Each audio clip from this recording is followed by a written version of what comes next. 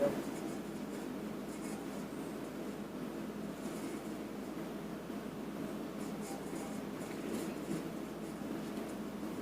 Chasing a lot of demons.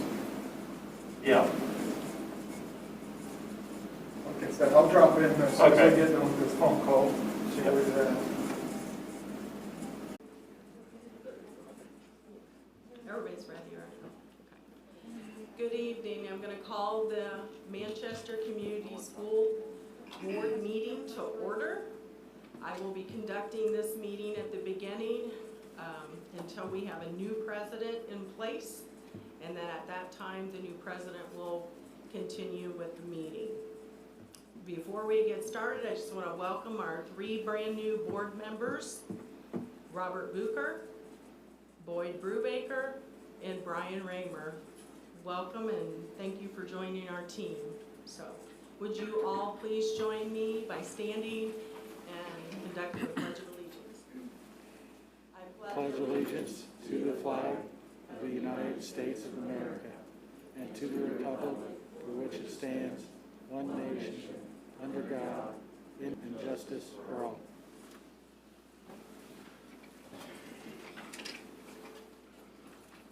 Okay, all of our board members are with us this evening. We have a 1.3 on our agenda, which is emergency additions and deletions. We are moving 6.5, the deletion of the resolution for additional sick leave during COVID-19 pandemic, to 7.5 with the exact same title. And now we will have hearing of patrons. Are there any patrons that would like to speak? Go ahead.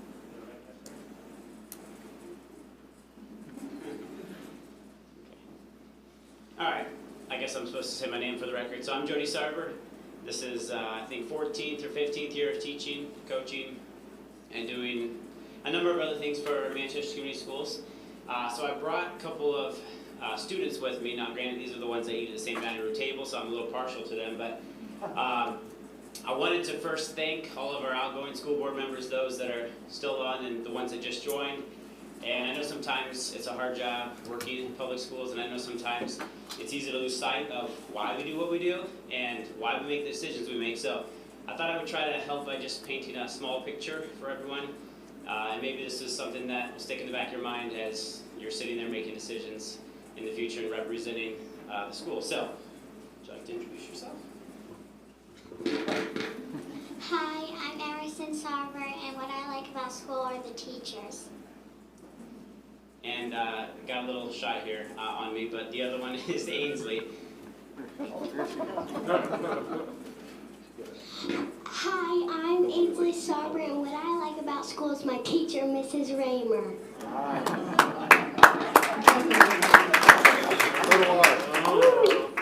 Anyway, so again, thank you for what you do, and hopefully we make decisions in the best interest of not any of our own agendas or what we're doing, but for these two and the 1,400 others. So, thanks. Thank you so much. Appreciate those comments. Any others? Okay. 3.1 is our conflict of interest statements. Mr. Krantz? Nobody has told me that they have a conflict of interest, or so nothing to present to the board. Excellent. We'll move forward. 3.2 is our election of officers. So at this time, I'm going to open up any nominations for the president position. So anyone? I'll nominate Dave Turpender. A second. Well, is there any other nominations first? And then we'll vote. Okay, we're going to close those nominations and ask for a motion. Okay. So that would be Boyd made the motion. A second.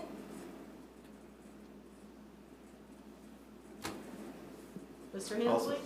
I'm not sure about 4 hands went up, so. I'll second. Okay, so Mr. Bucher was second. All those in favor, please raise your hand.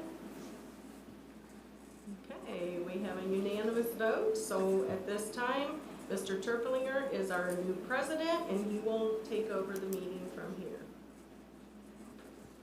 Thank you. This time I would entertain a nomination for vice president. Mike Hensley.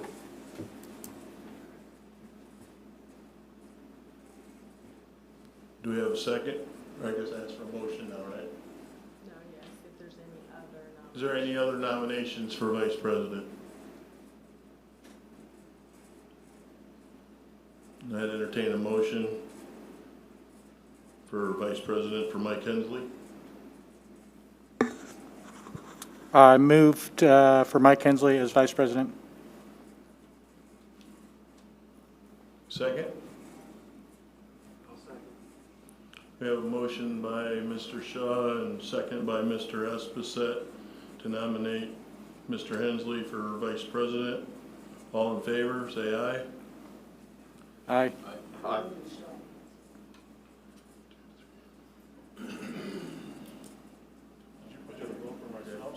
Yeah.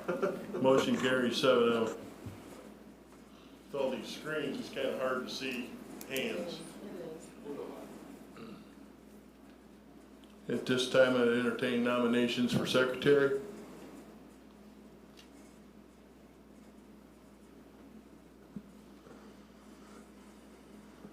Could I nominate, I don't want to surprise you, but Raju? You okay with it? Any other nominations? I'd entertain a motion to elect Mr. Shaw secretary. I'll motion. We have a motion, we have a second. Second. We have a motion by Mr. Hensley and a second by Mr. Raymer to nominate Mr. Shaw for secretary. Show of hands. Motion carries 7-0.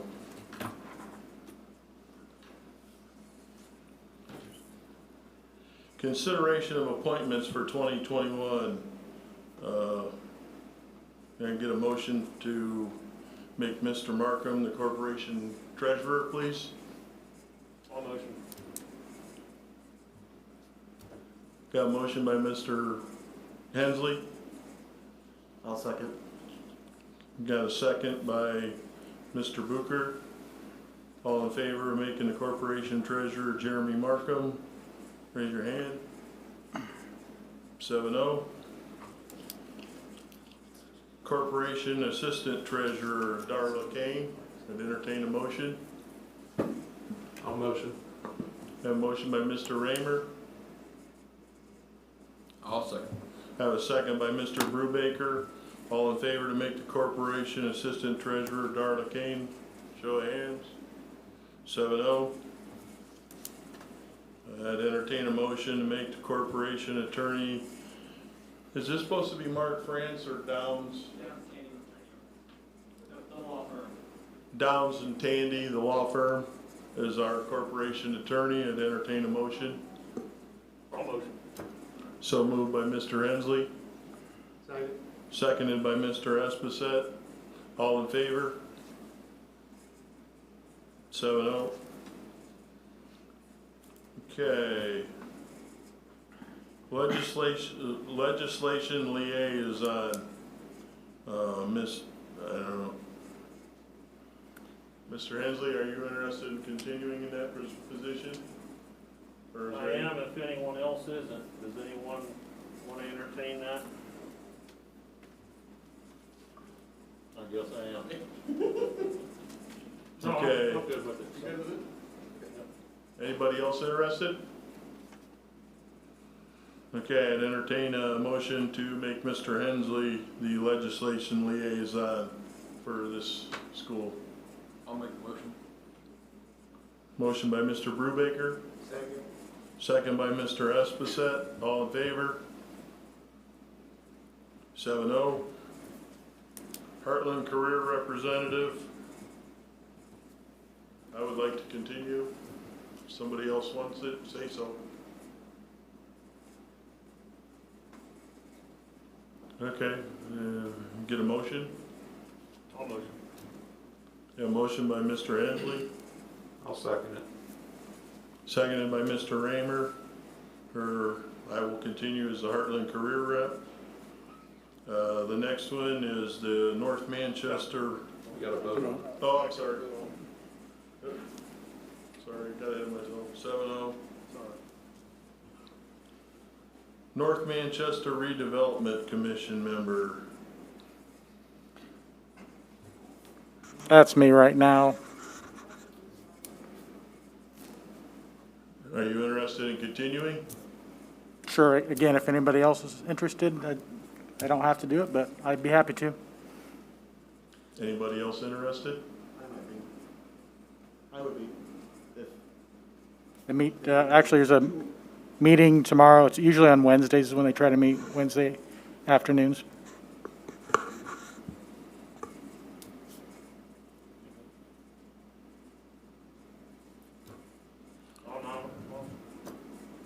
We have a motion by Mr. Hensley to nominate Mr. Booker as the North Manchester Redevelopment Commission member. We have a second? I'll second that. Seconded by Mr. Raymer. All in favor? 7-0. Parks and Recreation Committee. Who's doing that? Yeah, You want to continue? I would like to. Okay. Can I get a motion? I'll motion. Mr. Hensley has made a motion for Mr. Esposito to continue his Parks and Recreation Committee. Is there any other nominations? Can I get a second? Okay, Mr. Brubaker, seconded. All in favor? 7-0. Establishment of the designated newspaper 2021. The News Journal's been recommended. Last year we had two, didn't we? Did we ever follow through with that? I thought we talked about having the paper, but two. I remember last year you voted the News Journal as the primary because it has to be a paper in your boundary, correct? And then the paper was like an alternative newspaper voted in as well. They are owned by the same person but two different entities. So just for your information on that. So since the News Journal is a paid paper, doesn't that present a problem? Under the statute, the definition of a newspaper does require a paid subscription for the majority of the subscription, so no problem really. Okay, just. Okay, thank you. I would entertain a motion to make the News Journal the designated newspaper of 2021. I'd like to ask a question. Is there any advantage to having more than one newspaper? Granted, if we did two, we might extend our coverage a little bit, or is that It not would be necessary? increased costs for the notices that have to be published. Really, the point is for somebody to be able to go to, here's the newspaper for this governmental entity, where I know I can go get the notices. It's more of a problem in a county with a city with a lot of different newspapers. For us, it's not as big of an issue, but it just increases the publication cost for advertisements and notices. Would you mind explaining for the new board members exactly what has to be published? Notices of meeting, really there's a bunch of different notices that potentially have to be published, but anything that has to be published in a newspaper, this is where we would have to publish it at. We can publish it somewhere else, which is I think what we did with the paper. Certain notices we can also publish there, but we would have to publish everything required to be published in the News Journal. We can't pick and choose. Sure, okay. Fair enough, that answers my question. Do I have a motion to make the News Journal the designated newspaper? I'll make a motion. Mr. Brubaker, do I have a second? Mr. Hensley? All in favor? 7-0. Consideration of board members' compensation. This is the amount we get paid for coming to meetings, additional meetings. The board last year, we cut our pay by 10%. We want to continue with that, put it back to what the charter says. Board's got options. Talk to somebody that's been here, but this is my first night. Just for a reference point, in the board policy, it states each member of the board shall receive $2,000 compensation annually. The board president receives an additional stipend of $300. Special meetings will be paid at a stipend of $50 each. Regular meetings are those executive sessions and business meetings ordinarily scheduled for the second Tuesday of each month. Any other scheduled meeting of the full board is termed a special meeting. So essentially, pay is $2,000 for the year, and then $50 for any additional meetings outside of the regular second Tuesday of the month meetings. So, just for a reference for you. So I'll move to approve. And I'll second. Your motion is to leave it per the, is that the policy? Is that Yes. correct? And- Who made the motion? Rick did? Mike seconded? And I said I'll second. Okay, we have a motion by Mr. Esposito and a second by Mr. Hensley to restore it to the policy per. All in favor? Opposed? We have a 6-1. Motion carries. Recognition, I guess, is Dr. Remote. Well, actually, it's Dr. Lippy. He's brought some special guests with him this evening, and he would like to recognize them.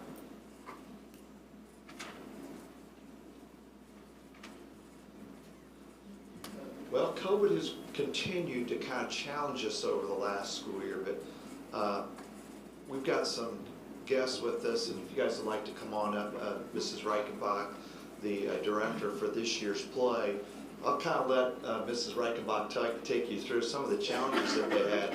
But we just had the play over the weekend, and it was amazing. Now, it's a Christmas story. We had Christmas a month ago, but it rocked. It was awesome. And so she brought along some of our actresses too. So I'll turn it over to her. They did a great job.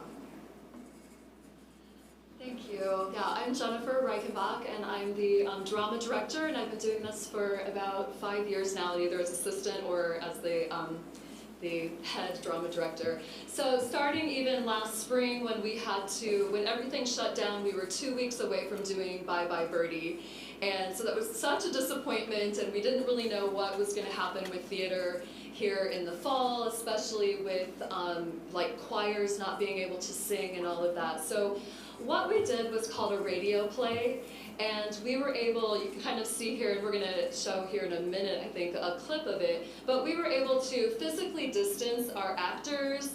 And a radio play is a little different because they actually read from their scripts as if they were reading a story over, we created a 1940s radio station.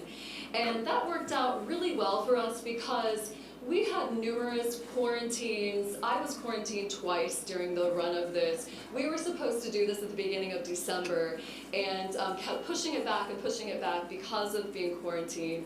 And finally we're able to do it this last weekend. But even in the last week, we had 3 students that we lost to quarantine. So it was really nice, a good way to do this because we could just say, hey, now you need to read this part. We could keep it COVID safe. And so I'm just really grateful to my students. I'm gonna let them introduce themselves. I brought a group of seniors here and I'm gonna let them tell you what their role was in the play. But I appreciated the support we got from the school and from the community to keep this going and tell this Christmas story even in January. So I will let them tell you who they are and who they played in the Yeah, and play, and then maybe Randy's gonna show us a clip. Hi, my name is Leah Betzner. As Miss R said, there was a lot of roles that we picked up. So at the beginning, I was the Ghost of Christmas Present, and I also picked up one of the announcers and a charity woman. So that's what I did. Good evening. My name is Brian Moore. As Ms. R was saying, I was Bob Cratchit, Tim's father, and I was also one of the advertisement voices for the Tootsie Roll ad that we had. Good evening. My name is Logan Perkins. I was one of the Foley artists. I was actually the lead Foley artist, and I was also the passing boy in the play. And I just want to explain that Foley artist was the sound effect person, so we created all of our own sound effects right there on the stage, and Logan and Emily Mans did that together. Hello, my name is Mitchell Mans. I fortunately got to do quite a bit. So I did some music on alto saxophone.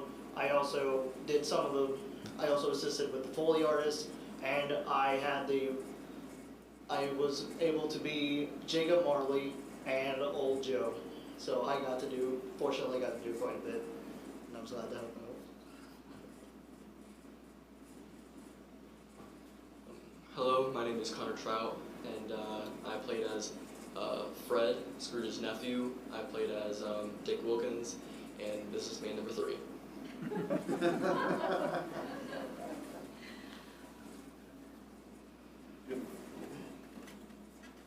Why do you moan? Are you in pain? I grieve over the chain I wear. Why then do you wear it? Because it is my own. Because I'm forced it in life. I made it myself, link by link, yard by yard. Each link is sin committed in life. Look, here, with this link, I turned my back on a man who asked for my help. Yes, I see it, but I don't... And this one, I cheated a friend out of what was his. Tell me about... And this thievery, this greed, the apathy, sloth, malice, revenge, disloyalty, savageness, cowardice! Link upon link, I'm forced to chain life and our character. We pay for our sins, Ebenezer Scrooge. It is quite a long chain, Jacob. Yours is longer. My chain? The chain you will wear in the afterlife. It grows longer each day. Oh. I can do nothing for you, Ebenezer Scrooge. You have made your own chain. You have added new links every hour. No, please, Jacob, tell me it isn't so. I cannot. Only you have the power to change yourself, Ebenezer Scrooge. And you have much to make up for. I have sat invisible beside you many a day since my death. It's an unpleasant thought, Jacob, but you died 7 years ago. I have not gone to your wars.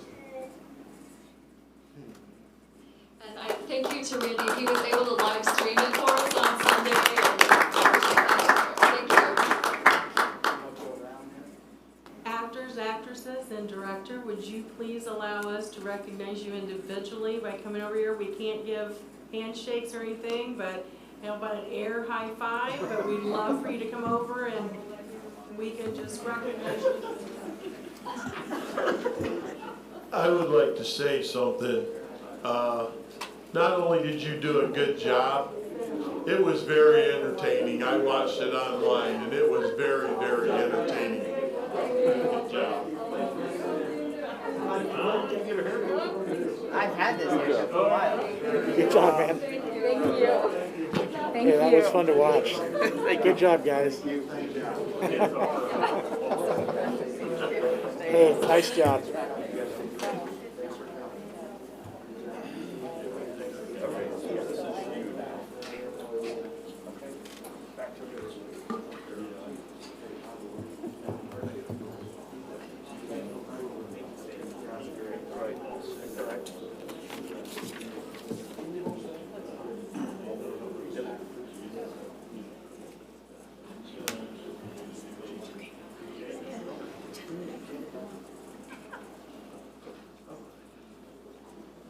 Okay, we're going to move to the consent items.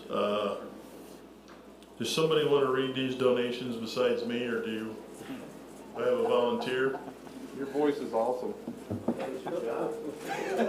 Okay. Okay.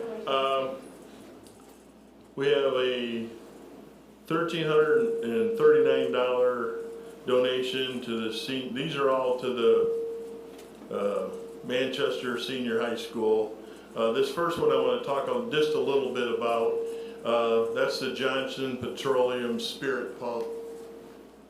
That's a pretty big deal for the community. If you know, I guess I got to be careful here about directing somebody, but if you use that pump, it pays back big dividends to us, as you can see right there. That's a pretty nice little kickback. We have a $2,000 donation to be divided between high school girls golf, swimming, high school volleyball, and girls basketball from an anonymous donor. We have a $100 donation to the athletic program for audiovisual expenses from Tammy Nelson. Thank you. Donation of $250 to the athletic program for audiovisual expenses from Felger and Company Real Estate. Thank you. A donation of $100 to the athletic program for audiovisual expenses from Morris and Carol Smedley. Thank you. Donation of $780.82 to the softball program for uniforms from Todd Volk. A donation of $300 to MCS Health and Wellness from an anonymous donor. Another donation of $500 to MCS Health and Wellness from an anonymous donor. We have a donation of $100 to the athletic program for audio-visual expenses from David and Beverly Donaldson. Thank you. A donation of $250 to the girls basketball program from Eric Garriott. Thank you. A donation of $1,000 to the Manchester Senior High School Science Olympiad program from an anonymous donor. Thank you. A donation of $1,000 to the band program from an anonymous donor. Thank you. A donation of another $1,000 to the choir program from an anonymous donor. Thank you. A donation of $1,000 to the drama program from an anonymous donor. Thank you. Dave, hold on, I'll take this one. This is in honor of my mother-in-law and the grandmother of my 3 kids. Almost $1,400, 20 to 25 donors in memory of Kathy's site. Thank you. Thank you very much. A donation of $500 to the Manchester Senior High School Choir Department from an anonymous donor. A donation of $500 to the band department from an anonymous donor. A donation of $500 to the Science Olympiad program from an anonymous donor. Thank you. A donation of $773.21 to the Manchester Senior High School robotics program from an anonymous donor. Thank you.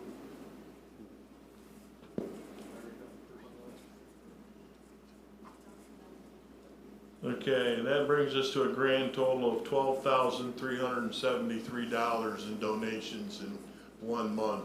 Thank you to everybody. That was big. At this time, I'd entertain a motion to approve the consent agenda. I have a motion by Mr. Brubaker. I'll second. I have a second by Mr. Hensley. Any comments? Discussion? Thank you, everybody. This is an amazing month. Thank you, Mr. Epstein, for your contribution as well. Thank you, everybody. This is wonderful. All in favor? Please raise your hand. 7-0.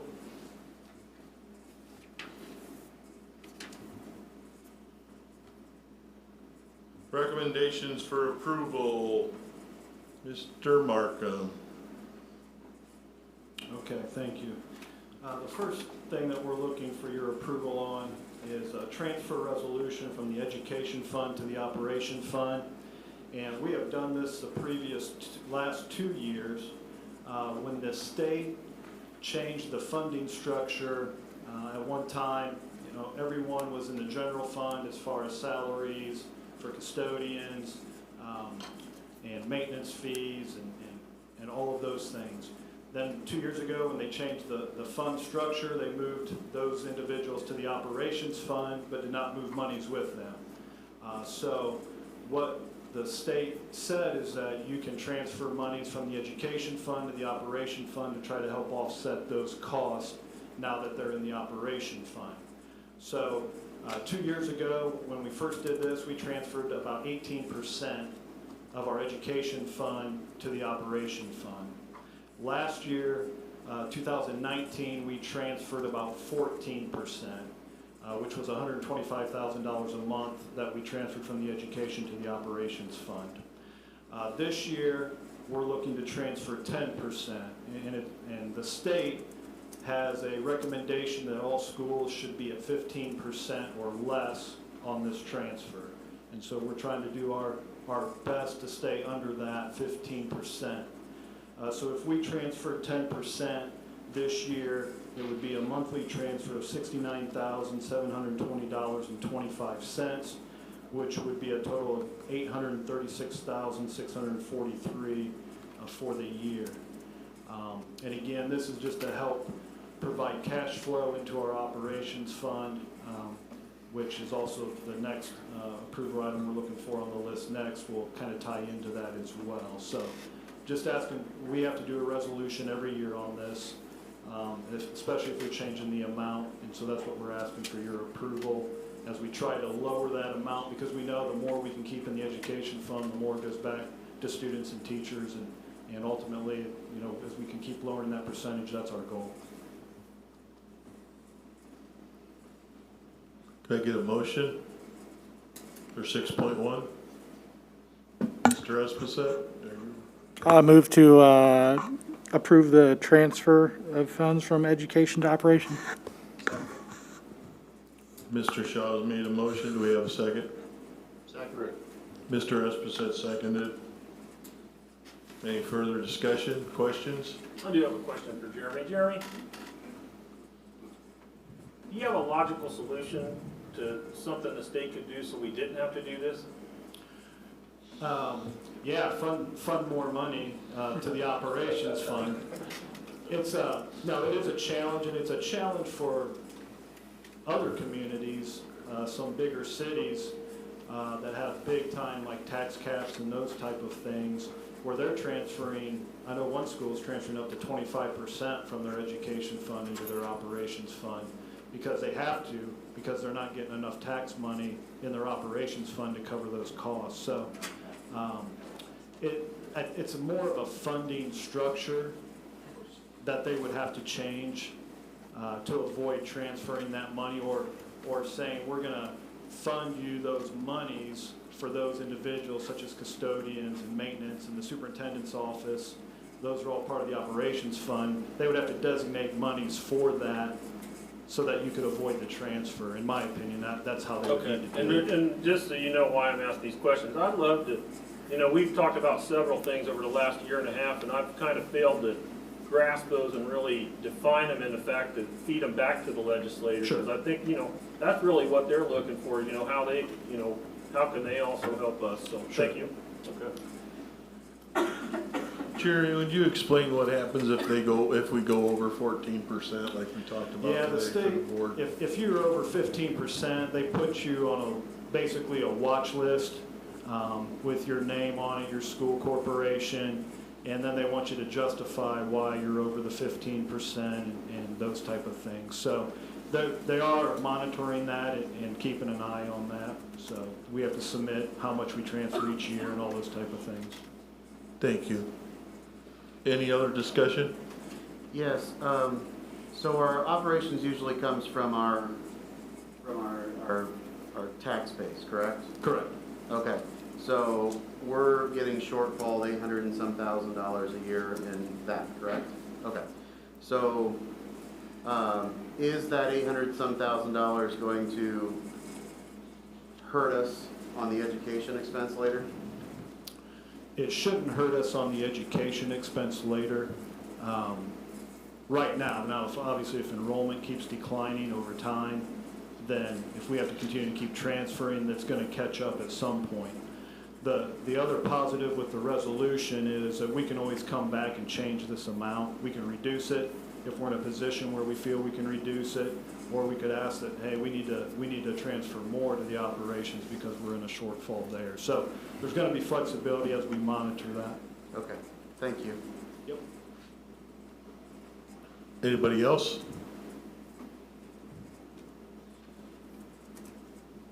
Okay, I guess we can go ahead and vote on the resolution.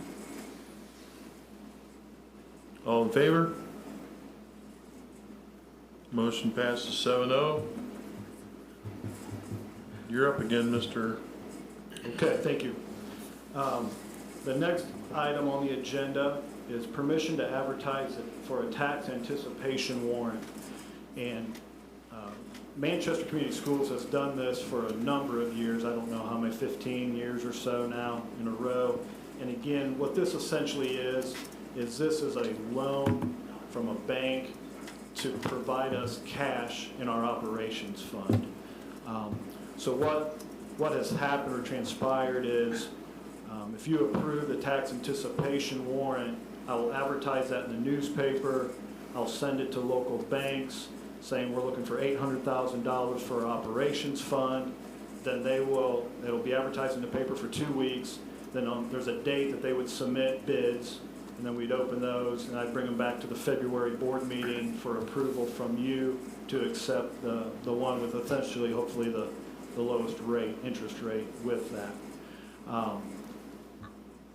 Right now, the tax anticipation warrant would give us cash flow in our operations fund from January to June. Okay? In June, we would receive our tax money for the operations fund. Okay? Which would then carry us from July through December with cash in our operations fund. And then in December, when we get our second tax income, it pays off that tax anticipation warrant of $800,000. So in December, we just received our tax monies. We took that and paid off that $800,000 tax anticipation warrant that we took out last year.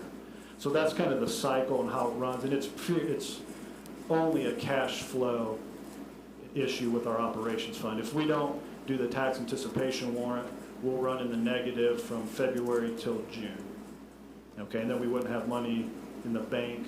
It'd start to create a problem with our bank account because we wouldn't have monies there to show cash flow, and then obviously the State Board of Accounts wouldn't like that either. So that's what I'm asking for your permission to advertise this in the newspaper the next 2 weeks. I'll also send it to the local banks, and I think on there I'm asking for a February 3rd for them to send us something that for those banks that would bid on it. In the last couple of years, it's been Crossroads Bank that has had that and had the lowest bid. Last year, they were the only bank that bid last year. Is that limited to local banks, or can you ask any bank? I believe it's in the county, any bank in the county. And I'll double check that. You're correct. Is this open for discussion? Questions, I guess. Yeah, we need a motion first. I just wanted to add that this amount is the same as last year, and maybe you said that? Yeah, this would be the same amount, $800,000 that would go to our operations fund. This was the same amount last year. The year before that, we did $1 million. The few years before that, it had been $1 million that they had done a tax anticipation warrant on. So I believe $800,000 will help us with our operations fund through June until we get those tax monies. I'll motion. Okay, we have a motion by Mr. Hensley to approve permission to advertise an tax anticipation warrant. Do we have a second? Second. We have a second by Mr. Shaw. Any discussion? Further questions? What percentage rate did we get last year? Last year it was 3.25, so it was about $22,000 in interest on top of that. So would there be any difference or any benefit to take that $800,000 loan out of the Hoosier Fund instead of doing a bank and then replenishing that? We would have to, the monies in the Hoosier Fund are designated dollars from the education fund, dollars from the operations fund, so we don't have 800,000 that we took from the operations fund to put in the Hoosier fund to invest that, so we don't have those dollars to put back into the operation fund, if you understand what I'm saying. Unless we transfer it. You would have to do a transfer, and I would not be a proponent of doing that at this time, because then you're going to become short in your education fund, potentially funding. Because then you got to have all those dollars to be able to move to the different funds. Even though it's in one pot in the Hoosier fund, it's still broken up between the different funds in our accounts. It'd just be interesting to look at the interest rate between, I mean, I know it takes a transfer and such, but we would continue to use that as a rolling instead of a bank, and that might, it'd be interesting to see what the interest rate would be differently, that's all. That's what I was asking. Do you expect about the same? I know when we did the bond, we ended up at less than 1%. Are you expecting a lower rate this year? I think it should be a little bit of a lower rate. I'm not sure what yet, but I'm going to reach out to banks with your approval with this, that once we advertise, and I can reach out and get a good idea where we may fall. And before that happens, it comes back to the board for another vote, right? Yeah, what would happen then, if you give me approval to advertise, we'll collect those banks that want to bid on it. It'll have the interest rate that they're going to give us. Then I'd bring them back to you at the February meeting for approval of whatever we have presented to us. Any further discussion, questions? Okay, I'll call for a vote. All in favor, raise your hand, say aye. 7-0. Thank you. 6.3, Mr. Markham. Okay. Farm cash lease agreement, and in the December board meeting, we brought this and we talked about bidding this out. This is property out at Laketon near the Manchester Intermediate School that we have leased out, I don't know how many years, 3.49 acres of tillable land. We talked about bidding this out, and the board approved to do that. As we dug a little deeper, we found out that an appraisal was going to be anywhere from $500 to $1,000 to do that, in addition to attorney's fees and documentation and all of the advertising that we would need to do that was going to leave us with very little income from that. So I reached back out to the individual that had been leasing this, Aaron Hippensteel, and asked if he would give us $150 an acre instead of $100 in what he's been renting it for, and do either a 3 or a 4 year lease. He agreed to those terms, and so I'm bringing to you tonight, it would be $150 an acre for that 3.49 for a 3-year contract. And then what that does is in 3 years we can bring it back. We'll have members of the board that are still on the board then that'll know kind of what we've talked about and what we've done, and then we can make decisions from there if it's something we want to bid out, or who knows what could happen in those 3 years, that we may find another use for that land or something. So that would be my recommendation tonight. The payment would be by April 30th of every year for him to pay us the amount that's in the contract. The $523.50 would be due by April 30th of each year for the 3 years for this 3.49 acres. The bidding process kind of made some sense. I guess if it was more acreage, it would make more sense. But with the 3.49, we just felt like if we could do it this way, it would be taken care of for the next 3 years, and then we can reassess at that time. And I would just add that it lets the farmer be a better steward of the land, because he knows going forward, like we talked at the last board meeting, he knows he's going to have it next year and the year after. So if he needs to put lime down or bore on or something, it's going to help he becomes a better steward of the land. So I would entertain a motion on 6.3, the farm cash lease agreement. All motion. Mr. Hensley made a motion. Do I have a second? I saw Mr. Raymer's hand first. Mr. Raymer seconded. Any further discussion, questions? Now call a vote. All in favor, say aye. Raise your hand. That was 7-0, right? Yeah, okay. 7-0, it passes. Thank you. I think 6-4 is Dr. Rameau.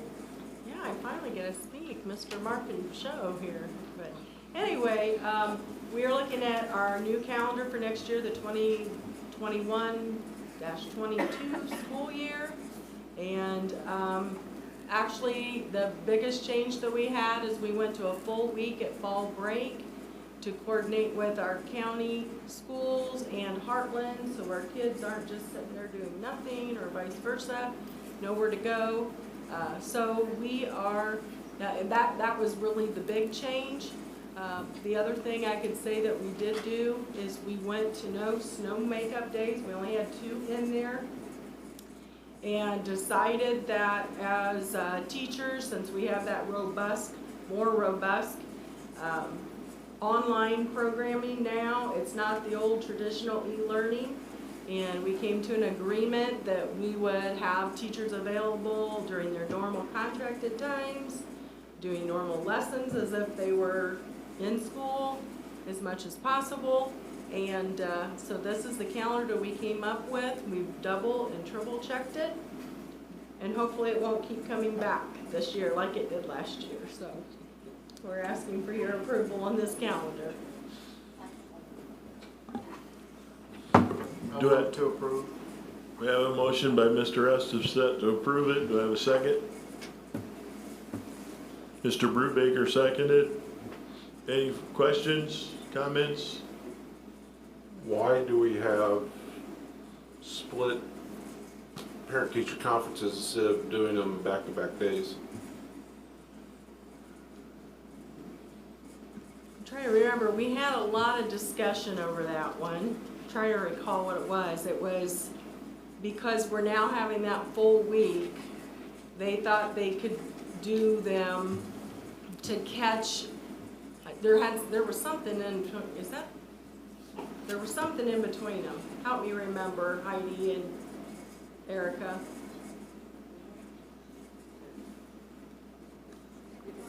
I know part of the discussion with MTA was that if they felt like if they split them up, they wouldn't have 2 nights back to back that were late nights on the phone, or however, not knowing what the structure may look like for parent-teacher conferences. And so they actually proposed splitting those days apart a little bit. And I forget which day, the 20, I can't see it from here, one the week before, and then the second one the week after also allowed for grades to be entered and all those type of things. So that was part of the discussion. That's what it was. Okay. They just thought, maybe for 1 year, let's try it and break it apart so that they didn't have 2 late nights back to back and then the next day back in school and then they were late again. So it was something the teachers brought. And really different nights of the week to give parents that can't make it on Mondays another opportunity to make it on a different day of the week. So it's just a different way to look at it. Like we said, we're going to try it and see where it goes. Any other questions, discussion? Yeah, just kind of a tangent on this since you brought up snow days. Who's making that decision now? Are you asking like? Yeah, if we have a few snow people day? asked me who makes that decision, and I couldn't We still answer. have Imogene working on it. Okay, It's a team. okay. We have a team between Imogene, Mr. Ruffling, myself. All right. Yeah, no issues. I just I wanted to know what to tell them, so Yeah. thank you. Any other comments, discussion? Okay, I call for the vote. All in favor?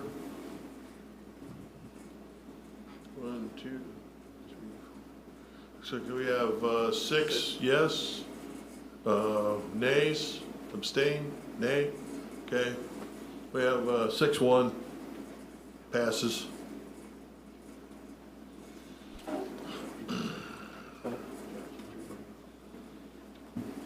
We're at discussion information. Becky Landis. Yes, we have each month tried to highlight, to just inform everyone of what's going on in specific areas of the corporation. And this month is Mrs. Landis for food service. So we were going to turn that show over to her. You're up. Okay.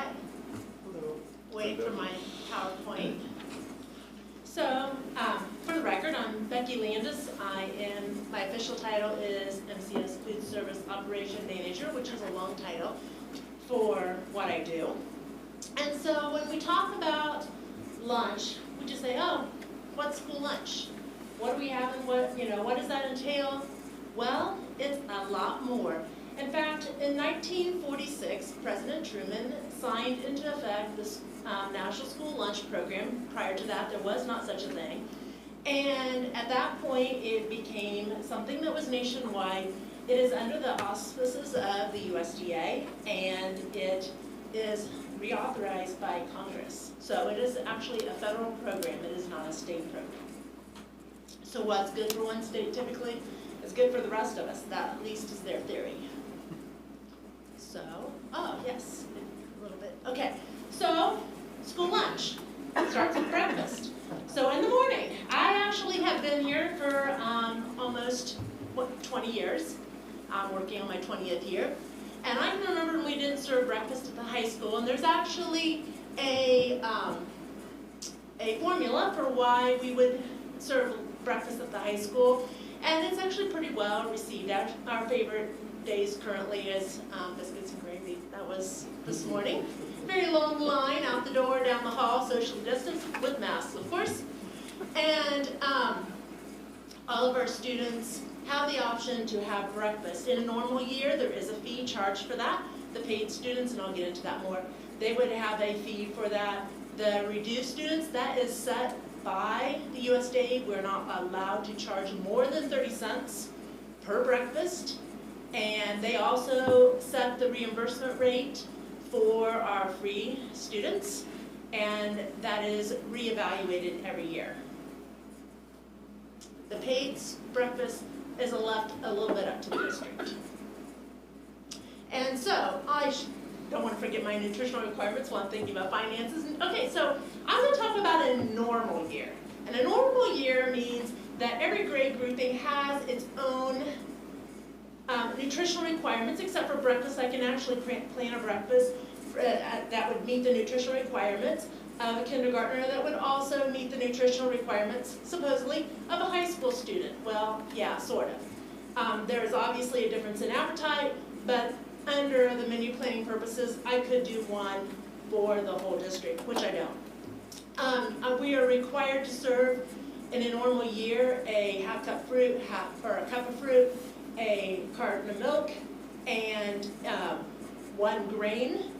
That grain is a minimum of 1 per day with a minimum weekly, which is more than 5. So you know that I'm going to have to add in something else to, and one grain is just a slice of bread. So you think about what a high school student would eat, it's probably more than a slice of bread. No protein requirements. That came up a few years ago because of the cost of protein, and some schools were balking at that. Now, once you've met the daily grain requirements, you can now throw protein in. It becomes a grain. So you can use that to meet the requirement, the weekly minimums for your grain requirement for breakfast. Clear? Not really. I have a cheat sheet. Okay, so what makes a lunch? Yes, that's what we talked about. We talked about school lunch.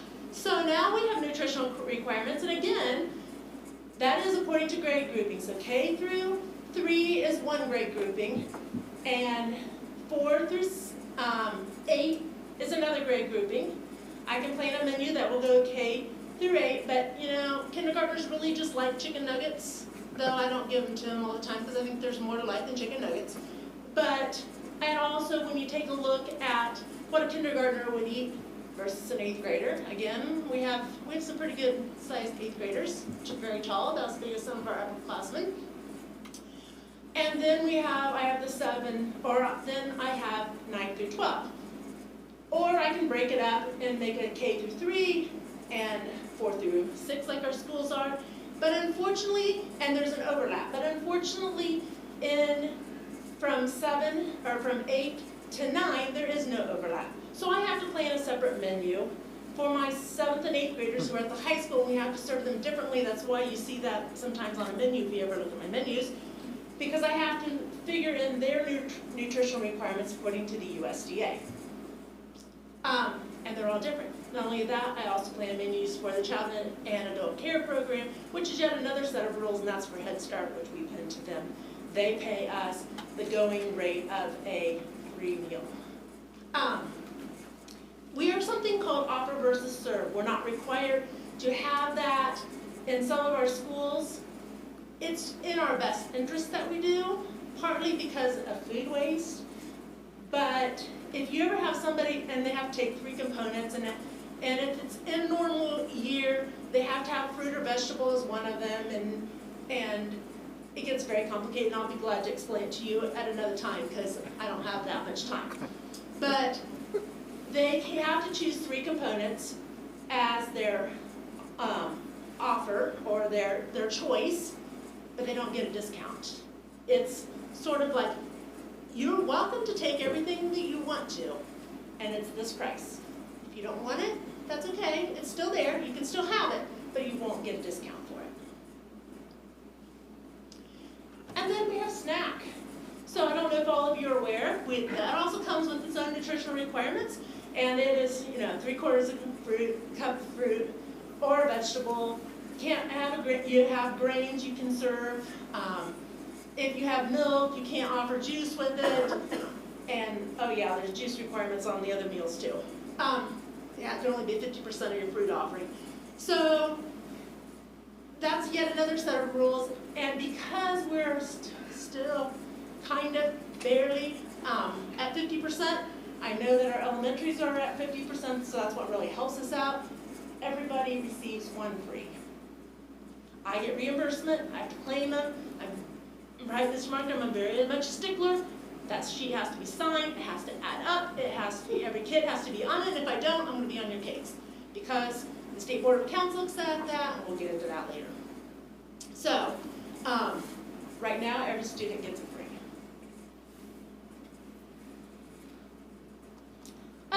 Yeah, school lunch. Oh yeah, summertime meals. So, in a normal year, we have summertime meals. I feel like if the kids are going to be hungry, they're going to be hungry all the time. Some schools only operate their summer meals for, say, 3 weeks after school's out just to meet their summer school kids. I figure they need meals all the time. So we typically start summer meals right after school is out and run them up until we can't do it anymore because we've got to get ready for school. And and the custodians have got to clean the building because they're having all these children coming through all the time. It too comes with its own set of nutritional requirements, its own grain requirements, its own protein requirements, its own fruits and vegetables. It's much more lax. During a normal school year, I have to, not only do I have to meet all the grains, fruits, vegetables, and protein requirements, I have to meet all the vegetable subgroups. By the way, there's 5. And some of them are not the kids' favorite, but still has to show up. In the summertime, I'm given a lot more leeway. Under normal rule, they have to eat it in the building. The food cannot leave. It either has to be in there, it has to be thrown away. I know it's wasteful. It's the rules. If they come in and they do, believe me, they can stop in at any time, review your program. If they catch you not in compliance, they'll tell you no, or we can do it. Who is able to take advantage of that? Anybody ages 1 to 18. They don't have to live in this town. They don't have to reside in the school district. They don't have to reside in the state. It could be someone visiting their grandmother from any other state, and they would be able to receive that. That is the reimbursement on that is based on head count. However many kids walk in the door, that's how much money we get. And that too is set by the USDA. COVID meals, well, it's a mix of all that. They decide we're going to go back to school, we're going gonna do this normally. Oh no, now we're not. You could do a summer seamless option. You can do an SFSP, which is the summer meal program that we typically run. You can do the regular school lunch. Each one comes with its own rules, or we'll maybe kind of scramble it up a little bit, and you can pick and choose. It gets really confusing. We chose the COVID meals. They decided to do, we just chose the summer meal pattern, and they decided to do that, to give us that option, probably about the end of August, I believe, and said that we could choose. They gave us about 2 weeks or so and said we could choose which we wanted to do. Well, I said, what happens now? Oh, we get more money if we do the summer meal, so yeah, that's a win situation. But what do we do now? We've already claimed a reimbursement, which I have to do every month, turn in all my numbers. We've gotten a check back from the USDA, actually comes to the state, and so twice, because they decided it was going to be until the end of December, and then they decided it was going to be for the rest of the school year. So twice I went through 300 pages, line by line, and refunded the parents all the money that their students had spent with us. That was a reimbursable meal. Now, if you bought an extra drink or you bought Switch, which is the famous new fad at MIS, which is a carbonated fruit juice, 100% fruit juice with a little carbonation, and the kids think it's pop. And so they think it's great, and they buy a lot of it, which helps us out. So then those kinds of things the parents do have to pay for. And I made it very clear that extra milk, if you pack your lunch, it has to be a reimbursable meal for us to be able to claim it, for you to receive it free. So, lots of challenges, yes, as I already explained, that those challenges are rules that change after the fact, rules that change before the fact. Right now I can't get string cheese. I don't know why. There is an issue with string cheese, and unfortunately that is a huge part of school lunch because it's part of our PB&J combo. So now we're going to something else. If I'm making soup and having celery with peanut butter, I ordered it. It said it was coming. When it came in the door, it wasn't there. Pizza. They have assured me that I can get this one particular pizza that we used in February. It will be in stock, full. But you don't always know that. Sometimes it's sausage. Sometimes I can't get. And so it's whatever that comes in the door that I know that I have that we can serve lunch. And that's where the summertime rules, with their flexibility, make it so much easier. Otherwise, I'd have to be figuring out how many calories they have, how much sodium they have, how many fats they have I met all the vegetable subgroups this week, can I even get it? Successes, this community was a huge success, and there's people sitting in this room I want to say thank you to. We served 150,000 meals. I know I've said it before. In 18 weeks, MPS Eggs donated over 15,000 dozen of eggs, and not only that, they donated all boxes. When all the other schools were scrambling to find plastic bags, boxes, whatever, MPS Egg donated the boxes that we packed all those meals in. And by the way, we're still doing it a little bit. We have approximately 20 students per week who pick up a box with 5 breakfasts and 5 lunches. And there are virtual students. Okay, USDA food, same thing as commodities, and it is not free food. A lot of people will say, well, how come are you charging money for this? It's just free, they give it to you. No, they don't. Now, it is subsidized, so every year I'm getting ready to, believe it or not, choose all my USDA foods, my commodity foods, for next year at this time. When the pandemic starts, everything goes out the window. I am now, all the things that I planned for, I'm already out. I've already called the state and said, hey, what about this? No, so that means I have to buy it on the commercial market or change my recipes or change my menu items. So that subsidy is based on the amount of meals that we serve, not just the free ones, but every meal that we serve. There's a percentage, there's a formula they have, and we get that amount of money to spend. I do have to pay an administrative cost of $2.95 for every case that comes in my door, brown box, or I have the option to divert it for a net off invoice for GFS. And this is my first year of doing DoD Fresh, which is Department of Defense, and I'm actually getting fresh produce, not for free. I've diverted $4,000, I think it is $4,000 to that program, so that of that pot of about 60 to 70,000 that I'm allowed to receive the USDA foods, I've diverted to produce. We can talk about that more later if you want to. So, how does school lunch work? How are we funded? It's a paid, free, and reduced. The free and reduced is set by the USDA, so they tell me how much money they're going to give me.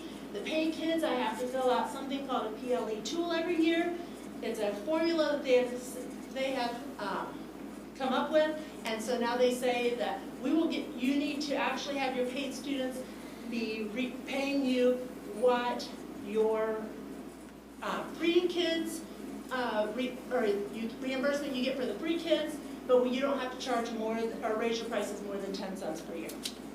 A la carte, switch, ice cream, some other things. That all those things that we sell as a la carte have to meet the Smart Snack rule, which is put out by the Healthy Hunger Free Kids Act, and donations. We've had some businesses in town who have put money.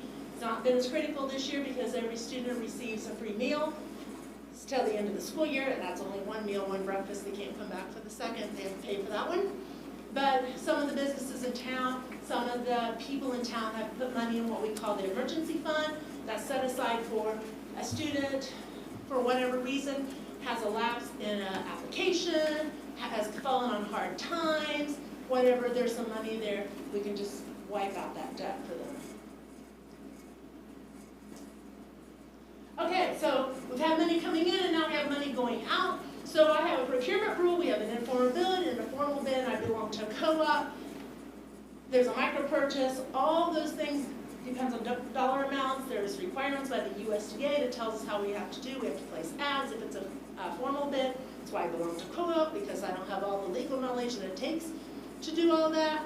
And all the labor and supplies comes out of the food service budget. So the staff monies come out of there, the benefit monies come out of what we receive from the government and from the parents. So, do I just get to do whatever I want?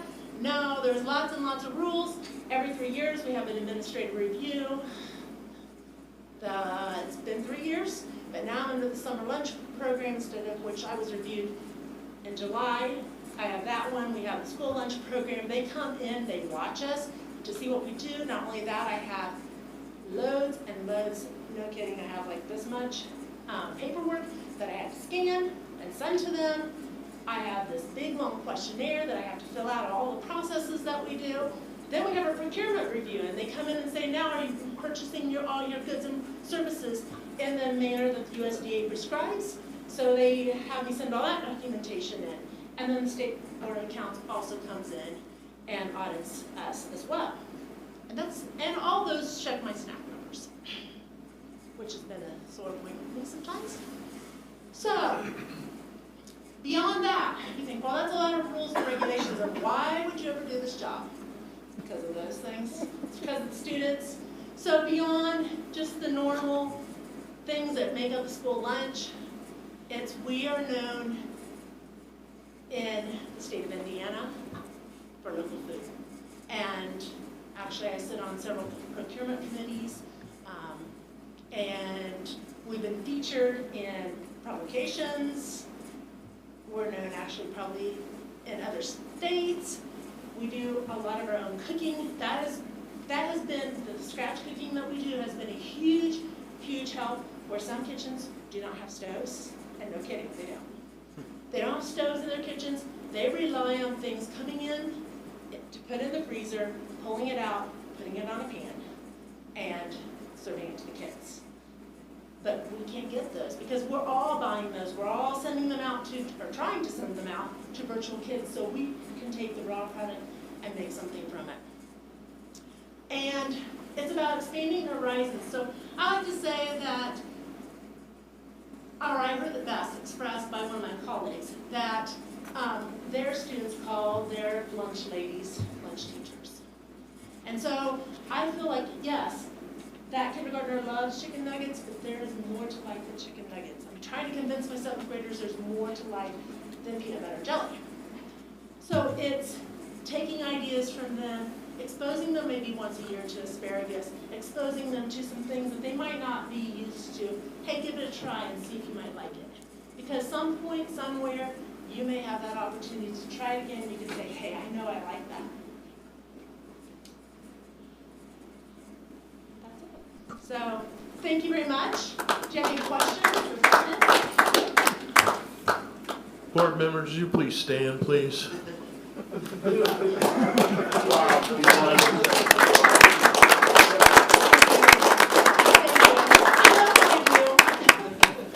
And I'm glad that you are the person that does it. I got one question, real quick. Who is they? Who is they? Yeah, you said they, what department? USDA. Okay. Yeah, we're under the USDA. So it goes from USDA, they make all the rules and regulations and decide how we're going to run our programs. Then they pass it down to the state, to the Indiana Department of Education. The Indiana Department of Education is the one that comes out and does all of our reviews.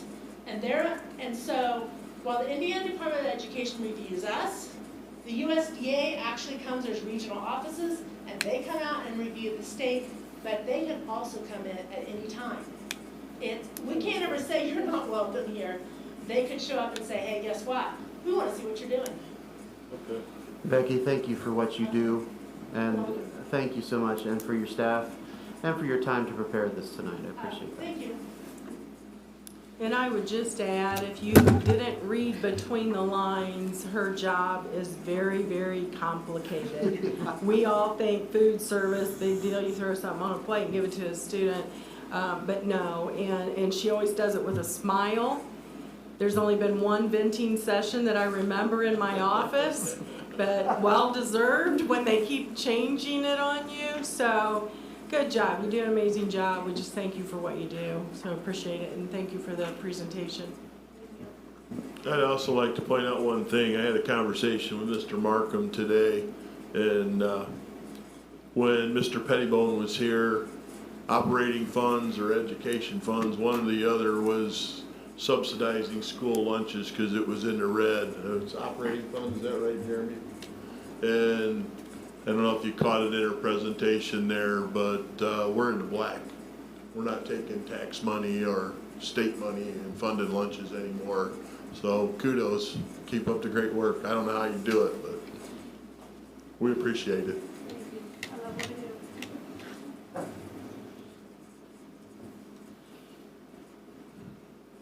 Heartland Uplink. Well, progress is slow on the new, we're dealing with the government. I'm beginning to find out what Becky deals with. The donations are going well. That's all I really got to share at this point. We're just trying to get it off the ground. So, legislation update.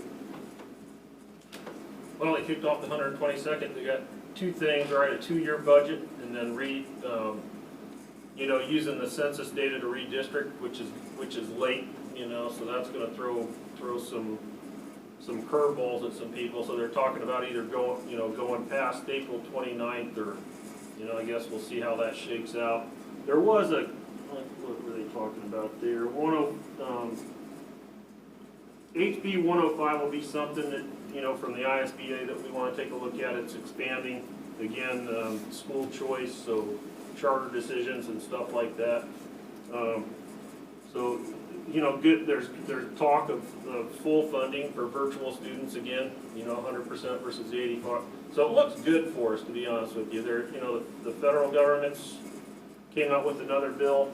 And on the whole legislative thing, I think we all need to kind of take a moment and look at the country and what's going on, and for crying out loud, at this level on a school board, at the county level, at the state, the regional level, state level, national level, there's ways to kind of work around issues versus conflict. So, I'll just end it with that. It's tragic to see that. I actually took Kylie, lives out by DC. Corbin and I went out there to visit just to see, I took them out there because I wanted them to see, you know, the night before what happened out there, and then to think that 2 weeks later, after that happened in our nation's capital, that 2 weeks later something like that would go on, is kind of unimaginable, to be honest with you. So I think, you know, to all of us, I like the comments earlier, we got a new board here, you know, and I'm looking forward to working with all you guys. And again, the reason I ask some questions, when I see people like you struggle with with the legislation and administration, I'm thinking to myself, that's not only happening in this school corporation, right? That's happening in every county and multiple school corporations, and that's some of the stuff that we need to drive home to these people. You know, you shouldn't be jumping through hoops and dealing with stress. Life is stressful enough, right? So again, at the state level, we need to take a hard look at process. And at every level in government, process needs to come forward versus conflict. You know, that's just a statement to everybody. So I'll leave it at that. 7.4, I guess Dr. Dr. Grameau, board committees. Yes. In your packet, you received what I understood to be the committees. These are the 3 committees that help us make decisions and do research, and then we bring it back to the entire board. I ask that you please work it out among yourself of who is going on what committee, and if this is different from this sheet, then let me know. I have the facility and finances, Mr. Turflicker, Raju, and Mr. Raymer. Is that changing?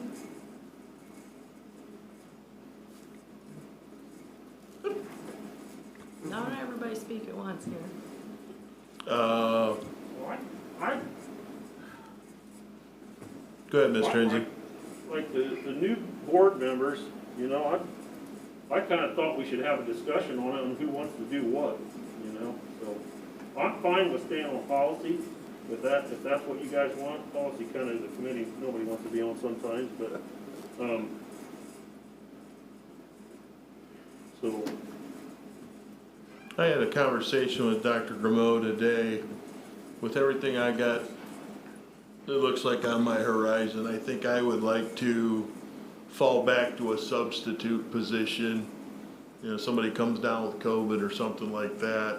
And if we had 2, 2, and 2 on the committees, that makes it a lot easier on her to try and schedule meetings when we're bringing in an architect or a consultant, what have you. So whatever the board thinks, but I'm a little concerned if I agree to serve on if I say I'm going to serve on a committee, I want to be able to make it to the meetings, and I'm not sure that's going to happen with what I got on my plate right now. Do you have any? No, I think that's perfect. And if I could get each of you, the rest of you to decide,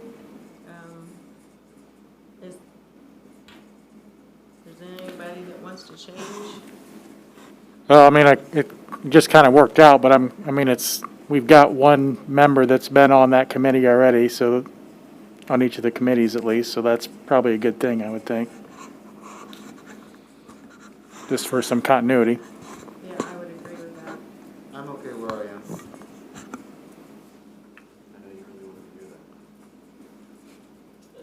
I like where I'm at. I can do whatever. I've had a little conversation with a couple of workers. It's fine.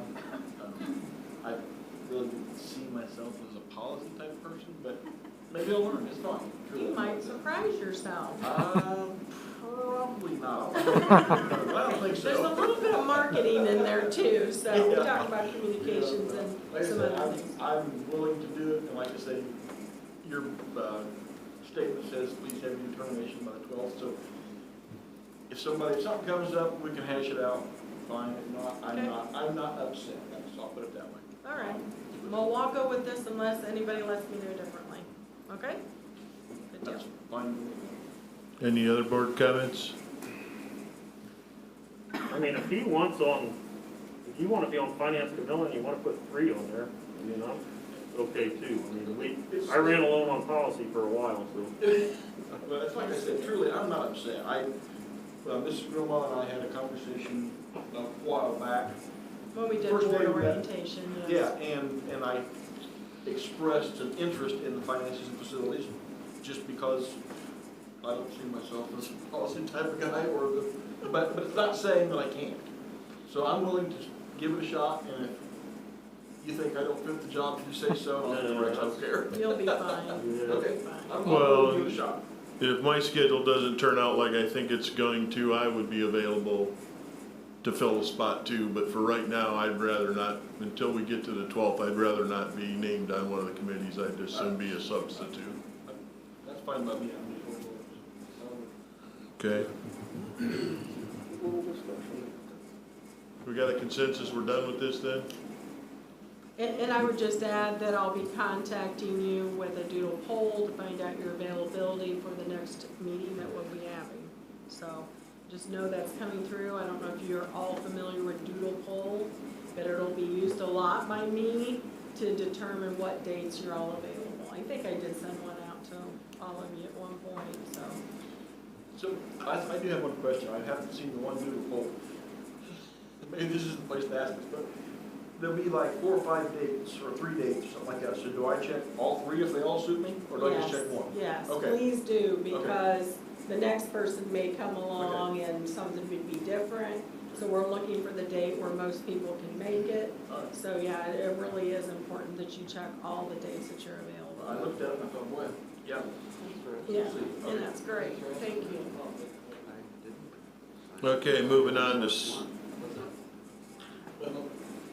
anybody else? 7.5, discussion of the resolution that was moved from, where did it move from?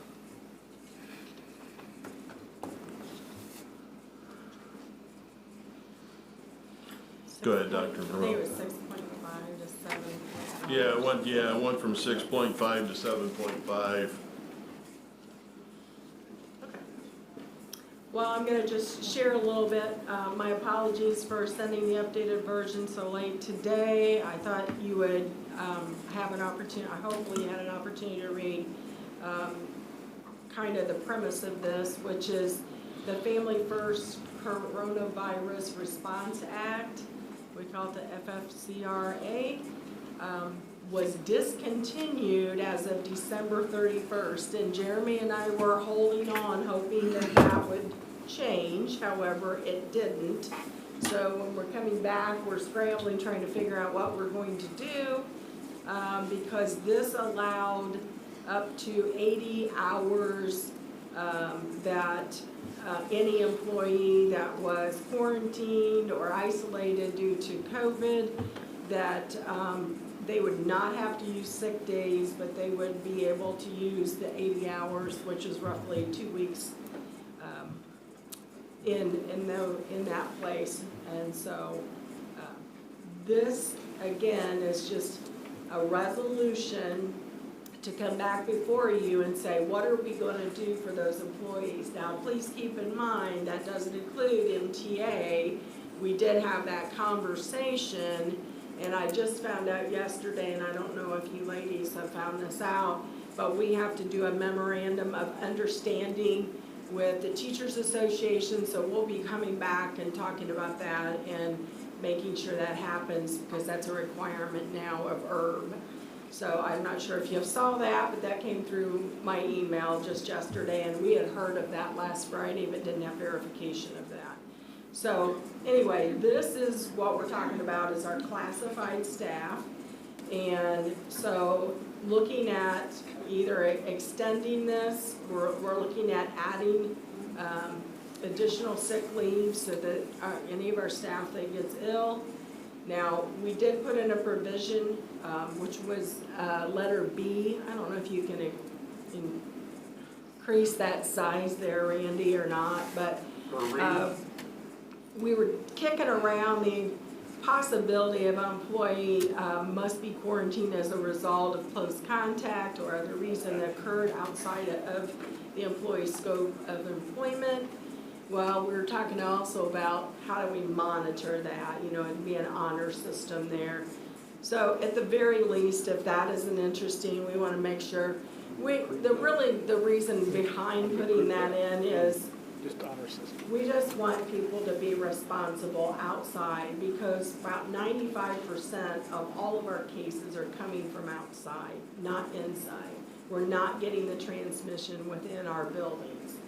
They're bringing it in from outside because of not wearing masks or close contact with some other people. So that was the reason we kind of were saying that. So at the very least, maybe we could go back to what we were doing with the original act, which was that 80 hours, 10 days, at the very least, the very minimum. So it really is a board decision where you want to head with that. And Mr. France put this resolution together. We can modify, amend it in any way you see fit.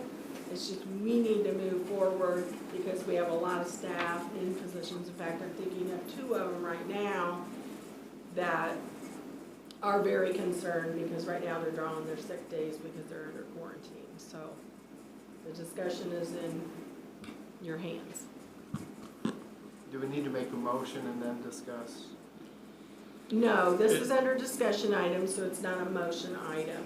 If you come to an agreement and you decide that you can agree on it with whatever amendment, then you can go ahead and vote on it this evening. And then Mr. France will make that adjustment, and then we'll get it approved by all of you, just make sure it's correct, and then we can move forward. So with that, a question on the employee must not be quarantined as a result of close contact.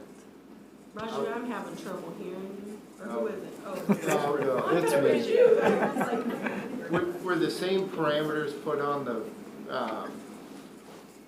first 10 days or 88? Was it 8? the family, the FFCRA, Yeah, the talk 10 about days. there's a difference between if I get quarantined because I'm a teacher and a principal or MA comes in and says I'm quarantined, right? That's kind of clear it happened at the school. And if they're not quarantined because they're at the school, then they don't. Is that what? And then then they don't qualify for these. Well, that was our initial thought, so. I mean, Was it? And then I'll let you. Sorry, Dr. Grimal. Is that the same as we handled it first semester? Is that The in 10 line? days is what we handled the first semester. No matter where they. No matter what the No matter cause, what. that was the government policy. And that's what we followed. But as it's written, it's different. I'm sorry. Correct, as we have this one written, it would be, you are quarantined or positive due to your employment. Otherwise, you wouldn't receive these days if you had to quarantine because maybe a spouse had it from their workplace that is not MCS. And the reason to not make it the same as it was in the fall is because. Actually, we just did a lot of research on it, talked to a lot of different people, found out what other school districts were doing, kind of tried to hit it in the middle. So we weren't on one extreme or another, but really the more that Jeremy and I discussed it, we would actually recommend it going to the 10 days regardless, and then after that, they would have to use their sick days. So B's honor system, I mean, I looked at, like, if that was law, it's non-enforceable, right? I Right, mean, yeah, and that's the more we talked about it and discussed it, and we talked to 3 of you, I think it was Raju, yeah. Mike, and Dave. So is the thought to eliminate B? That's what I think, but we need to put the 10-day clause in there. Okay. If we would go the same route as what it was before. I think we should eliminate B. There's no sense in framing somebody to make themselves look bad or keep money in the family. I mean, to me. If you're gonna put somebody in that position to lie about where, if you're gonna put somebody in that position to lie about where they got it, then you're potentially They opening usually up. always tell us anyway, but Right, but we don't want to set them up if for- we're setting them up then Yeah. you potentially are putting them in a position where Right. bad reviews or other issues, so. But I don't feel it should be an endless, No, you I have think that, 1,000 sick days. Let's be responsible. If we give them 10, it will help them to be a little bit more. correct, I agree with that. I feel like we get what we were asking for, even providing 10 days. So I'm fine with that as basically getting rid of B and adding the 10 days in, which is what it was last The semester. 10-day limitation, yes. Yeah, I'm good with that. What would the board think of, since no one that's covered by this has seen it yet? We just got it today. I believe, Mr. France can correct me if I'm wrong, that we can make the meeting that we have on the 26th a special meeting where we can take action. And that would give everybody time, and Mr. France time, to modify this. We'll bring it back on the 26th and vote on it. Can we make the sick days already used retroactive, effective certain dates? If that happens? We could. That would just have to be in the resolution, correct, Mr. France? Then perhaps that would be if we could do that, if they're not fearful they'll continually losing their pay or their days. I'm struggling with your math going to hear what you're saying. Uh-oh, there it goes. Uh-oh, sorry. If everyone's not afraid to lose their sick days over the next, like 10 They're days or however terrified, long I it can takes. tell you, because we've already heard about it. I know, but if we make it retroactive back to a date that. It'd be January, well, January. January 1 or whatever, that way they can get their sick days back that they didn't have, if we approve it. The concern comes in, if they don't have enough sick days right now, then they would have to go to no pay days. And so they would not be getting paid for those in their position right now, because otherwise we consider it ghost employment. Okay. So that would be the consideration of holding off to do this. So entirely up to you, but that is a possibility that people could run out of sick days. I did check today. I think that probably comes, as long as we take action on the 26th, that becomes a moot point because payday was Friday. And they get paid every 2 weeks, so they won't get paid again until the Friday after our meeting on the 26th. So I think that one kind of falls off the table. But you gotta know that there's a process that they have to go through prior to that. It's not just all of a sudden on Friday. Right. So, I mean, the ladies in the office have to have time to be able to process all that. Like I said, I have a bit of a concern because this just came out today and I haven't had a chance to talk to anybody that this affects. So whatever the board wants to do, we have an option, we can wait. And we can actually see the document that we're approving on the 26th, or if there's a consensus, we can do it tonight. Jeremy and Dr. Camo, if we do this the 26th, and that way it gives time to rewrite and such, will the people that are out currently have difficulties being paid, like he said, because of the dates where pay periods end? Yeah, that's a good question. I'm not sure where some of them are at on their sick days and who those are that are out and what they have left, so that's what I don't know off the top of my head. I just want to make sure not to eliminate somebody's pay because of yes, it's important to see this. Is there a possibility of doing this remotely? Well, Mr. France could certainly write that up and I'd send it your way and it'd only be approved through whether you approve how it is worded, so it's up to you. I mean, the other way to look at it is just approve it tonight and have it written up, and if we don't like it, we'll change it on the 26th. I would make sure you saw that before the 26th, so you would have an opportunity But that would be to the- review it, and you right. would have an opportunity to modify whatever is in the wording. Under your auspices on your 50,000, don't you already have the authorization to pay them?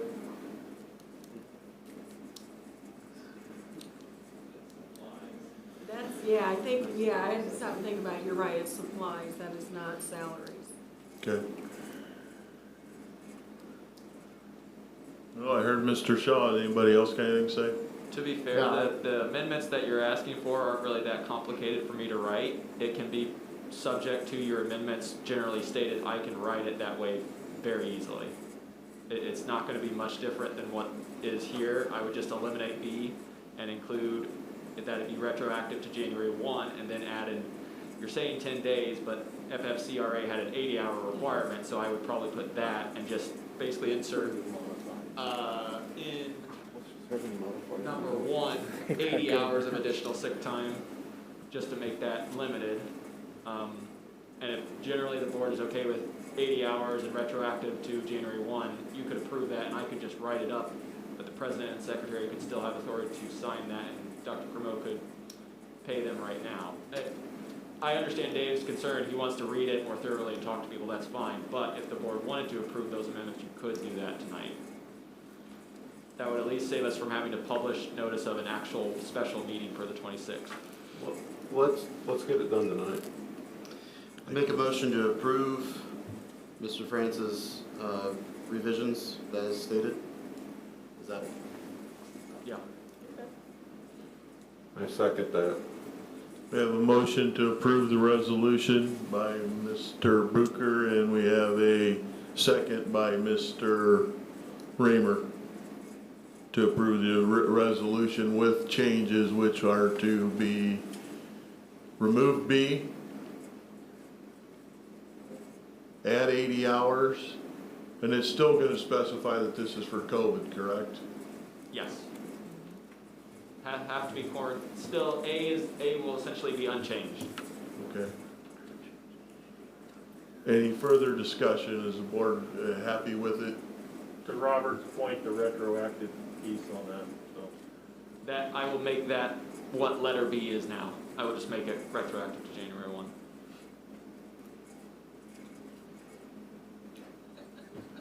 Any further discussion?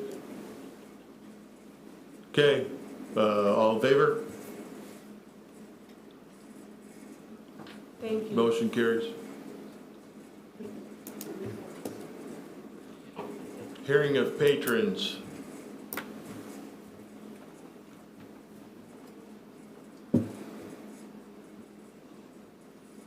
Recognition.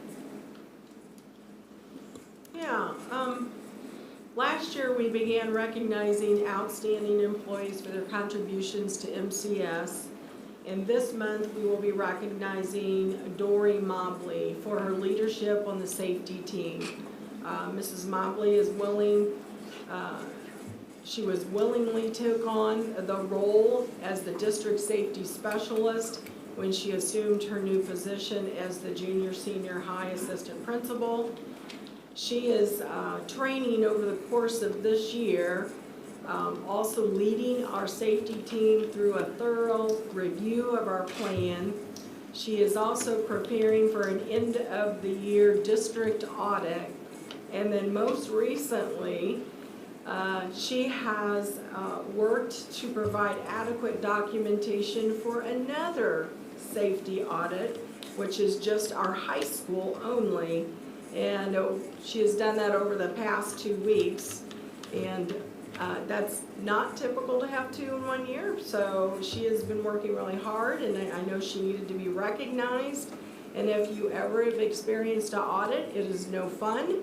It's a lot of documentation, a lot of time above and beyond what you would normally do, and it's no small task. So Mrs. Mobley has prepared all the necessary documents for submission and continues to be committed to school safety. We applaud her efforts to learn on the job and give so much of her time and resources to help prepare us for a plethora of possible crisis situations. So we just appreciate her for going above and beyond for MCS, and thank you for choosing to be part of the MCS team. So thank you, Mrs. Mobley. So please give her a round of applause. Superintendent comments. Yeah.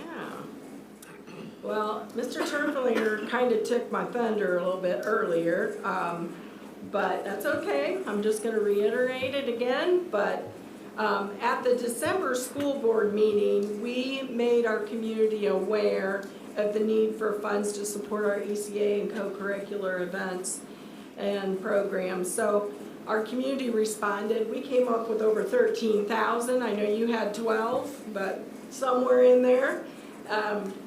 Our financial donations, and wow, all I can say is wow. But what an amazing community of caring people in support of our programs during this difficult year. We appreciate all the financial support to keep our opportunities available to our students during these times. There is not enough words to express our gratitude for the abundance of generosity that has been shown to our school corporation. It's absolutely amazing. Thank you for your support. And I would have all of you, let's go back to old school. Get your hands up here. Get your hands up. Come on, everybody participate. We're going to raise the roof with a whoop, whoop, whoop, whoop. Okay, so just so very thankful. That's all I have for this evening. School board comments.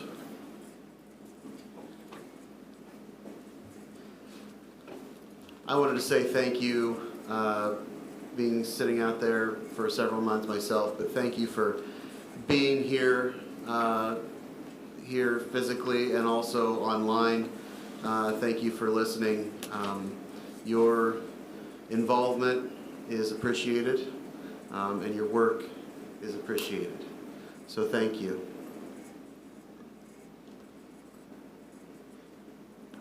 Anybody else? Okay, I got a couple. It falls under the consent agenda, but I kind of made a bit of a scene a few months back because of the lack of information on employment forms. And I'd just like to compliment the two administrators that are sitting here tonight. There's been a great improvement in the amount of info on those personal recommendation forms, and I for one appreciate it. I'm pretty sure the rest of the board does too. Also, Mr. Markham, I know you took a lot of phone calls in the last couple of days.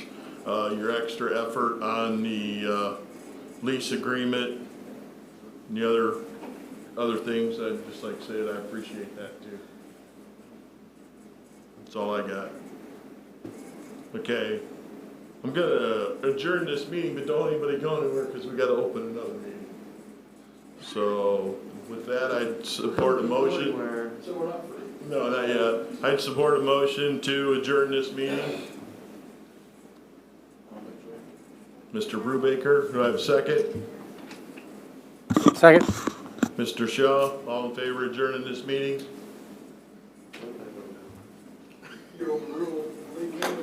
Okay.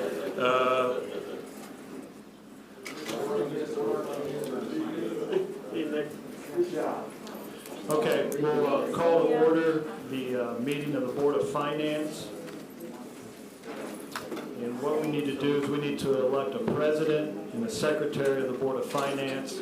Typically, in the past, it's been the board president and the secretary of the board. It doesn't have to be that way, but that's the way it's been a lot of times. So we need to have an election for the board president and take any nominations.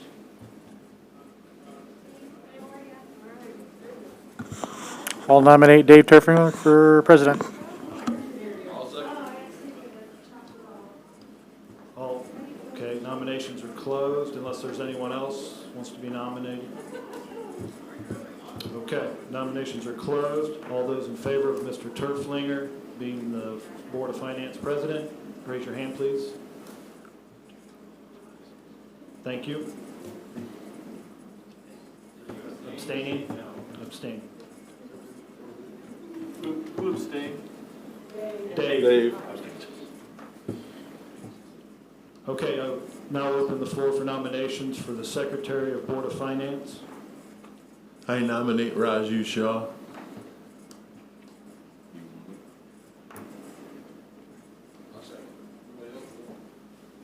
Okay, Raju is a nomination.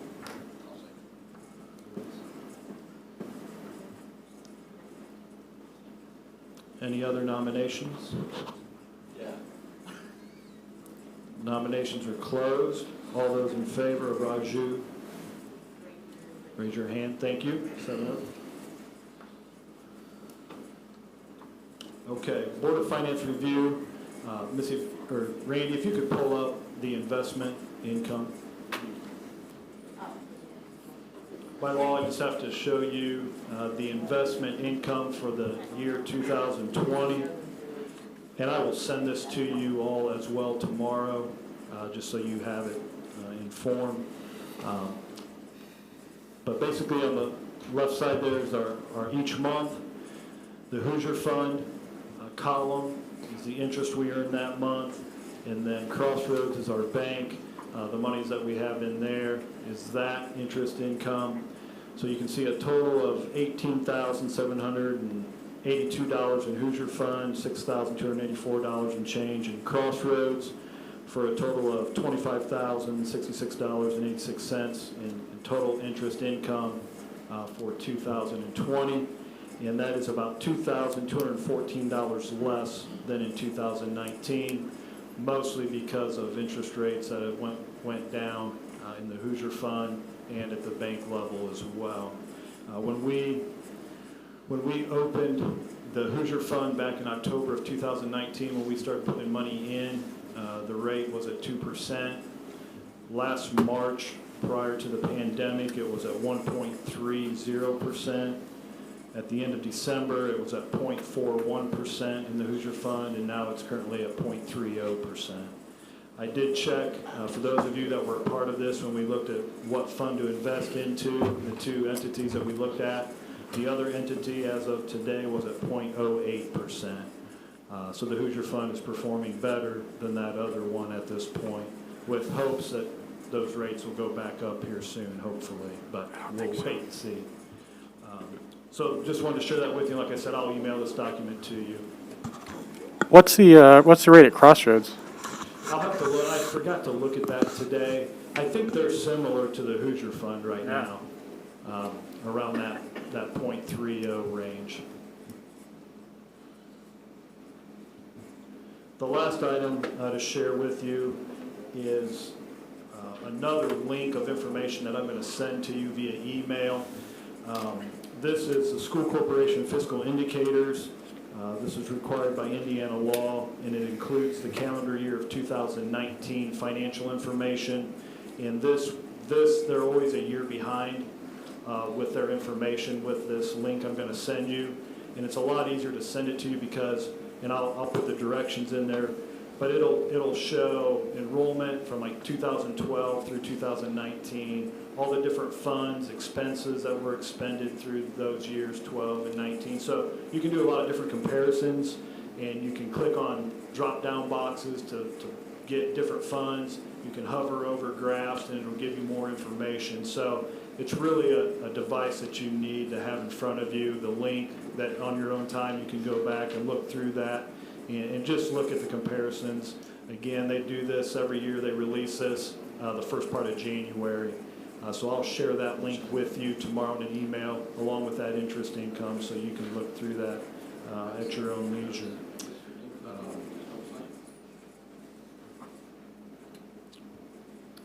Hearing of patrons. I have a question. Sure. I noticed, and I probably should have asked this before, but I'm just going to throw this out there.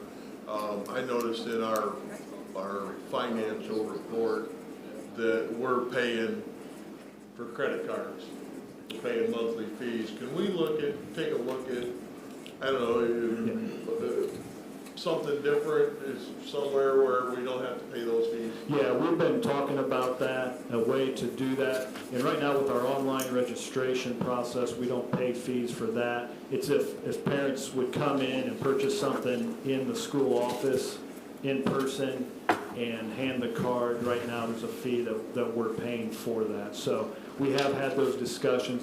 at a way to possibly reduce those fees, pass that cost on. Those are things that we're looking at for next school year. Thank you. Any other questions? Sorry, they're passing notes. Oh, that's all right. All right, this meeting is adjourned for the Board of Finance meeting. Just a reminder, there are items for you to sign. Dave has them in a folder, and he's signing and passing them on, it looks like. But just a reminder, after each meeting, there are documents you'll need to sign.